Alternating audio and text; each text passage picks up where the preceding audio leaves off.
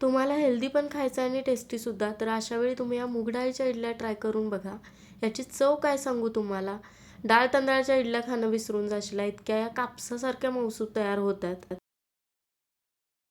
मग त्यासाठी सुरुवातीला मी काय केलं, पाव कप रव्यामध्ये पाव कप दही घातलं. यामध्ये थोडं पाणी घालून मिक्स करून थोडा वेळ हे भिजायला बाजूला ठेवलं.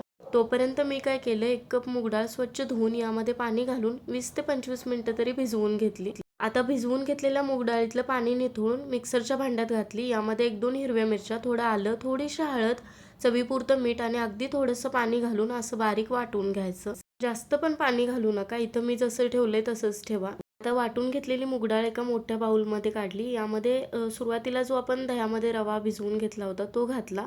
त्यानंतर थोडंसं किसलेलं गाजर, बारीक चिरलेली कोथिंबीर, थोडेसे जिरे आणि अगदी थोडंसं 1 चमचाभर तेल घालून सगळं व्यवस्थित मिक्स करून घेतलं. कन्सिस्टन्सी बघून घ्या, अशी असली पाहिजे. एकदम परफेक्ट कन्सिस्टन्सी आहे. सगळ्यात शेवटी मी 1 पॅकेट इनो घातल्याने आधीच मी इडली प्लेट्सना थोडं थोडं तेल लावून घेतलं होतं आणि यामध्ये थोडं थोडं बॅटर घालून पाणीसुद्धा मी आधीच उकळायला ठेवलं होतं. पाणी उकळल्यावरतीच यामध्ये इडली प्लेट्स शिजायला ठेवा.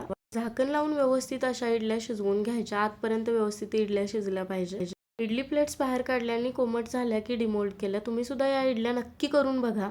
चला, अजून रेसिपीसाठी फॉलो करायला तेवढं विसरू नका हा.